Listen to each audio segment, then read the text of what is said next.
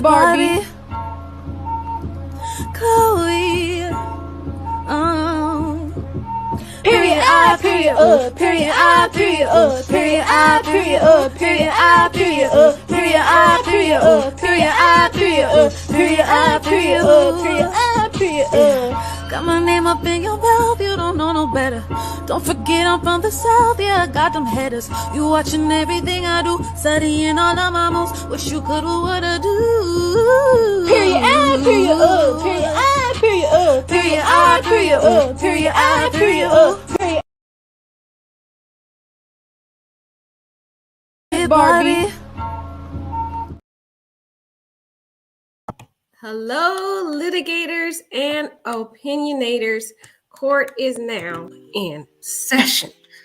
My gosh, y'all. This case just can't seem to keep quiet for 1 minute.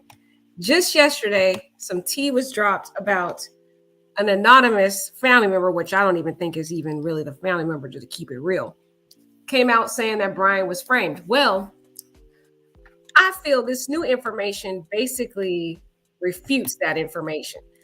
Apparently, an anonymous source, right? That boy Kohberger is crazy. Hi, 96XGO. So apparently, an anonymous source, because you know everybody can't keep their mouth quiet. They just can't. There's a gag order, but people are still talking and they should not be talking.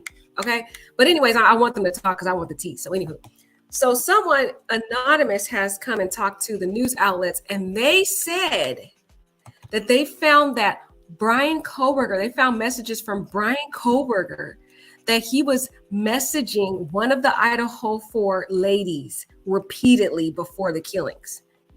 And apparently, I guess he kept messaging the girl and she wasn't responding because she clearly didn't get his message because she wasn't following him. And when you're not following someone on Instagram, it goes into this separate mailbox for, people don't ever check that mailbox because it's like this little isolated mailbox there. So the person never got it, but he took that as a form of rejection. And y'all know Bryan can't handle rejection, according to the owner of the bar in Pennsylvania, who alleged that Bryan called a woman a B when she rejected him. He called her the B word. So clearly he has a problem when somebody rejects him. So let's read this article, y'all. Accused Idaho killer Bryan Kohberger repeatedly messaged one of the victims on Instagram, a source says. Now, law enforcement and has access to these individuals' Instagrams now, so they can look and search everything. So I wonder what law enforcement or family member too has leaked this information. 2 weeks before the slayings of 4 University of Idaho students last November, the man now accused of unaliving them sent a series of messages to one of the victims on Instagram. An instigator familiar with the case tells people, an investigator. So it's law enforcement that's spilling the beans, y'all. They better be careful if they get caught by the judge. That's violating the court order. But hey, I'm happy because I want the tea. So there's more tea coming out, guys, because I don't know how now that this other tea's coming out that he was already messaging this young lady. It seems like there was a motive that he gained this obsession with this girl who wasn't giving him a time of the day. And she didn't even see the messages. In late October, an account that authorities believe belonged to Bryan Kohberger sent a greeting to one of the females, the source says. When he didn't get a reply, he sent several more messages to her. Oh my God, he was like obsessed with this girl. It was like a literal obsession. See, I told y'all he was following all of them on Instagram, but I think there's one particular he was obsessed with.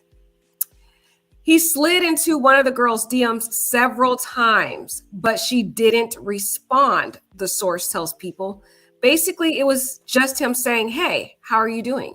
But he did it again and again. Oh my gosh. More than a month later, authorities arrested Kohberger, a 28-year-old graduate and teaching assistant at Washington State University. He was charged with 4 counts of unaliving somebody and one felony of burglary. So that's pretty interesting, y'all. He over here messaging women. Let's see what else we said. They probably gonna give us all. She made it. Okay, here it goes. Here it goes. We got some more stuff here. Because you know, sometimes they like to repeat stuff. Authorities remain tight-lipped about the alleged motive in the attack. They have not publicly discussed the relationship between Kohberger and the victims, but it sounds like he had an obsession, like a secret obsession with one of these girls. Kohberger's now deleted Instagram account, which was viewed by people before it was removed, followed the accounts of Mogan Gonsalves and Kernodle, but there was no public interaction. So it's one of these girls. He followed Mogan Gonsalves and Kernodle, and I think it was Kaylee, y'all, because she got the most injuries, and she said she had to stalk her. I'm just saying, that's my opinion.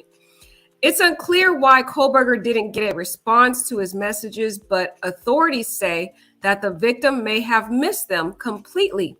She may not have seen them because they went into message requests, says the investigation source. Ooh, a law enforcement snitching, y'all. Instagram users are not notified when they receive a message from someone they do not follow back, and the messages go into a special folder, and that's true. We're still trying to determine how aware the victims were of his existence. There's no indication that he was getting frustrated with her lack of response, the source adds, but he was definitely persistent. Kohberger has not yet entered a plea. His next hearing isn't until June 26th. His attorney has not returned people's message for comment. So see, this right here is showing some form of a motive.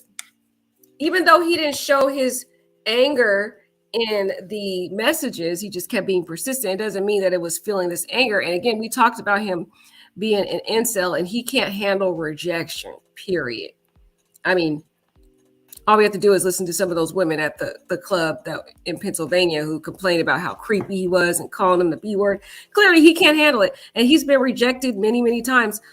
And remember, that same pattern of him being persistent and persistently messaging people is consistent with the woman he had a crush on in sixth grade. Remember the young lady who said he had a crush on her in sixth grade? Well, she said the same thing. She said he used to repeatedly give her messages in her locker and follow her everywhere and continually repeatedly message her until she finally turned around and told him to leave her alone and get lost. So that sounds consistent with his nature. He just can't seem to stop. He's so persistent. It's disgusting, y'all.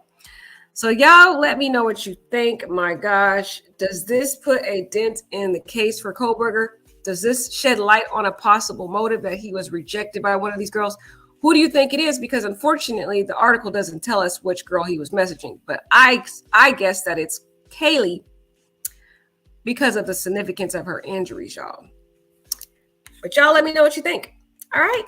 Thank you so much for listening. Oh, let's see what 96 has something to say. That's wonderful. 96 Esco says, I think BK didn't want to let go of KG because she was like the most beautiful of all girls he'd ever seen. And in his mind, if he couldn't get her, have her, he was going to delete her. And it's sick. Man, you might be right, man. I agree with that. I agree with his theory. He laid it all the way out. He laid it out for the prosecution right there. They need to hit up 96 Esco X. The prosecution does for their motive, because that was right there in a nutshell what he said. I don't have nothing else to say. That was good. Thank you, 96. It's, in my opinion, I agree with you. That's really what it is. That man was so obsessed with this girl. He couldn't handle it. Couldn't handle that rejection because he's been rejected all his life. What a sick man. That is sick, guys. And we already heard another story about this, about a girl at a basketball game, which I'm about to come back on live right now after this one to follow up and give more details. But same thing happened at a basketball game this weekend where a woman, she just didn't want to talk to the guy. And yeah, he unalived her. Yeah, shot her right there in front of her boyfriend and everybody.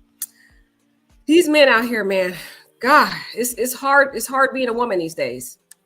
All right, guys, take care. Thank you so much for watching. Toodaloo.